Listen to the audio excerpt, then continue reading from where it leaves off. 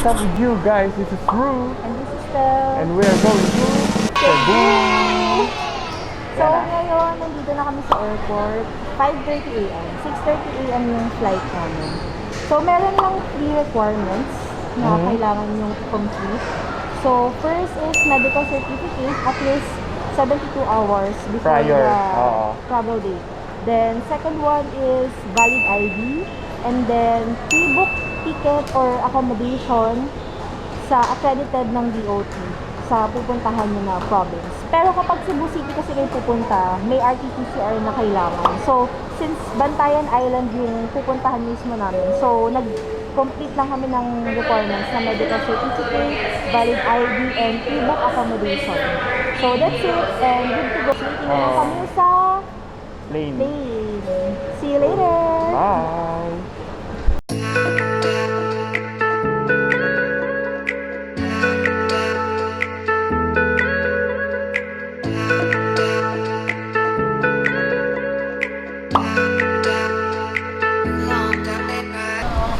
So after namin sa airport, nandito na kami sa North Bus Terminal. Malapit siya sa SM City.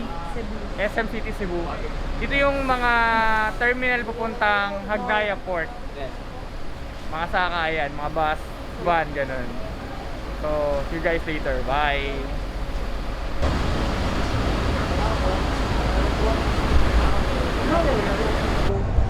Ayun, so we finally arrived here at Hagnaya Port from Cebu City. So nag-van kami, kaya yung travel time lang namin is 3 hours and 30 minutes. Pero kung nag-bus kayo or magbabas kayo, so mga usually 4 to 5 hours kasi medyo maraming stopover. Para hindi kasi siya point to point eh. Yeah, so magpa-purchase lang kami ng ticket to ferry going to Bantayan. Yes sir!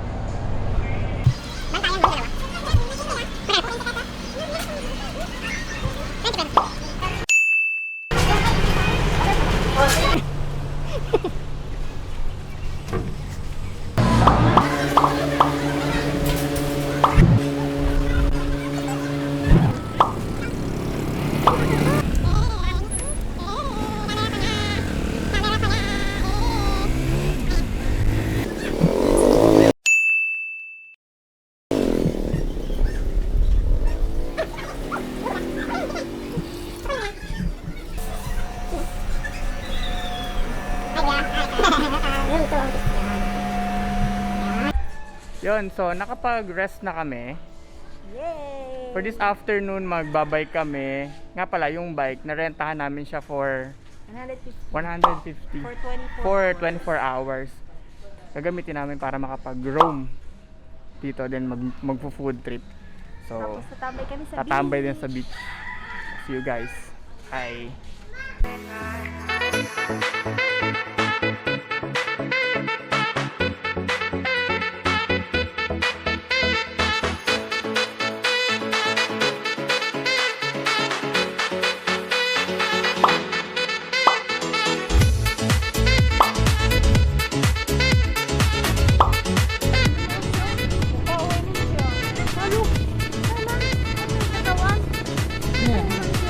May suka po talaga siya. Halang na ba naman? Suka ko lang po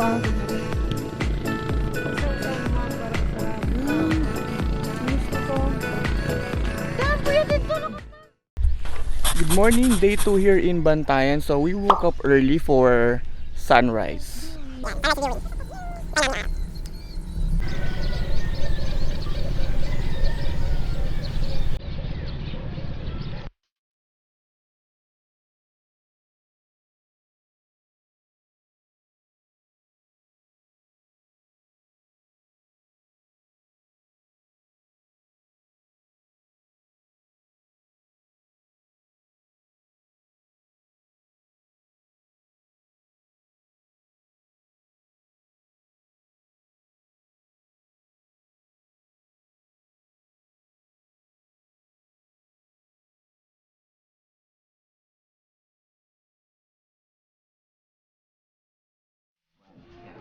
So for today's breakfast, we're gonna eat here at Kadlawon. Yes, Kadlawon. Ayan.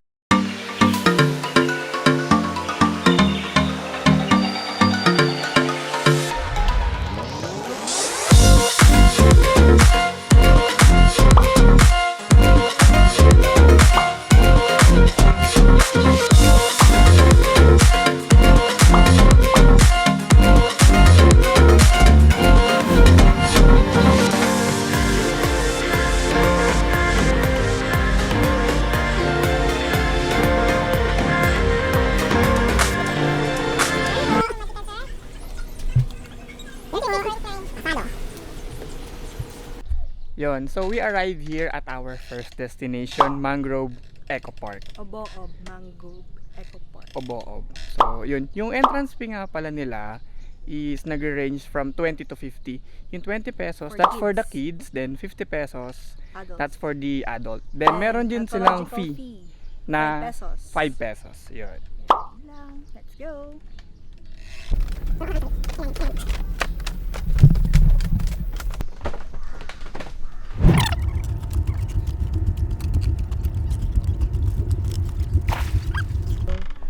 So, kung may camp sawi, may camp wagi.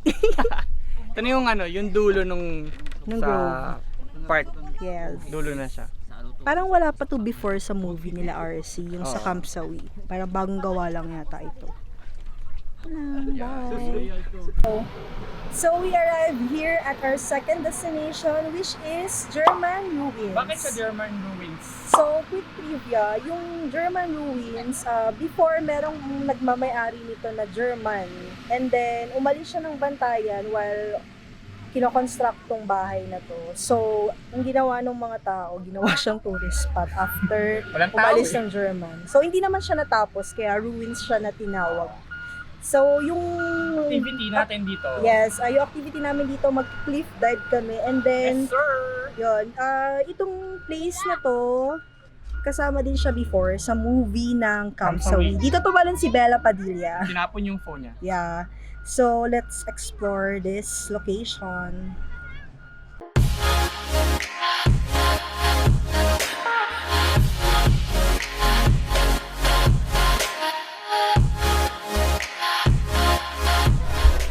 Yon, so we arrived here at our third destination, Ogtong Cave. Actually, magkalapit lang sila nung Ruins. ruins, kaya sobrang dali lang makapunta dito. Tapos yung price nga pala nila, pag adult, entrance fee adult, 200. Pagka bata, no? Pag bata, 100. Okay, so let's go!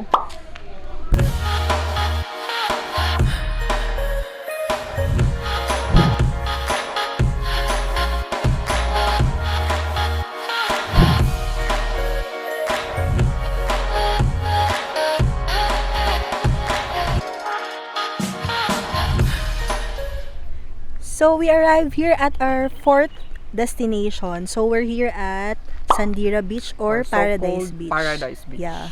And ang entrance fee dito is 50 pesos.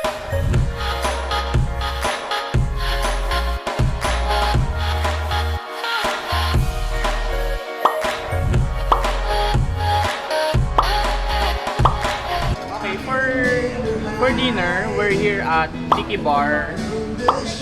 Yon, so good morning. Day 3 here in Bantayan, and it's our free day. So, we decided to rent a motorcycle Mhm. today or scooter. So, for one day, 300 pesos yung rate nila usually. Pero pag 24 may nag-offer hours sa yan. inyo ng 350, tawaran nyo up Oo. to 300 pesos. usually meron pagdating nyo dito sa Yes. port, may nag-offer na sa inyo Nag-o-offer ng mga trike. Meron pa 250 kahapon eh. Yes. And sa ano kasi kami nag-rent sa accommodation. Yes, may contact na sila. So, hinatid na din sa accommodation namin itong scooter na gamit Yes, namin today. sir. So, we will explore the island today. Let's go.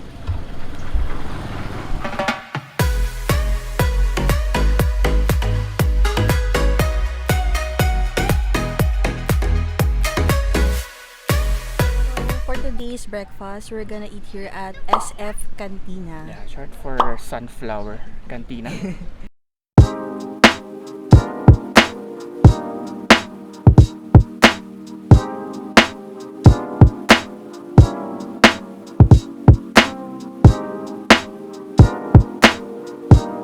Dito kami ngayon sa Santa Fe. Santa Fe Public Market para bumili ng danggit, mga pasalubong. Mas mura dito eh. Sa city, sa Tabuan. Bumili na ako dun before. So, Ayan. parang dun, Oh. 650 to 700 yung Oh, dito may nakausap na kami dito kay nanay. So, tara guys.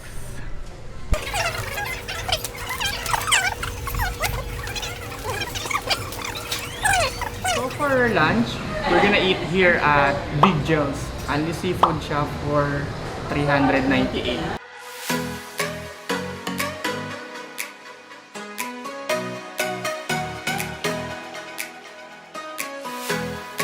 Then for the rest of the stay namin or this afternoon, chill na lang kami dito sa Kota Beach, Tambay. So, tara.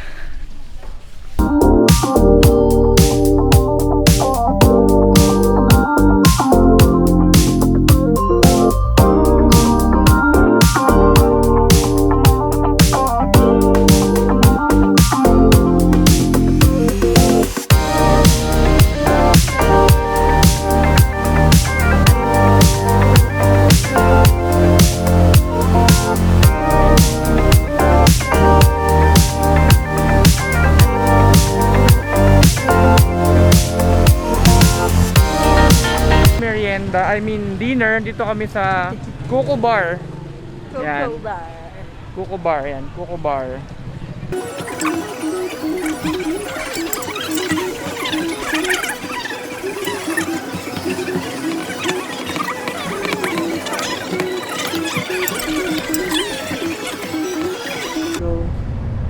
So yun, sad part, Last day here. living the island life. Yeah, it's our last. So, it's 7 a.m. now. So, nasa ferry na kami. So, pagpabalik kayo ng Hagnaya Port, so you have to pay port fee, 5 pesos. Terminal fee. Terminal fee, 10 pesos. Then, ferry, same rate lang, so 185 pesos. Yes. Then, from Hagnaya Port, we're going Same travel time. to ride a bus to Cebu City. Same travel time nung una natin.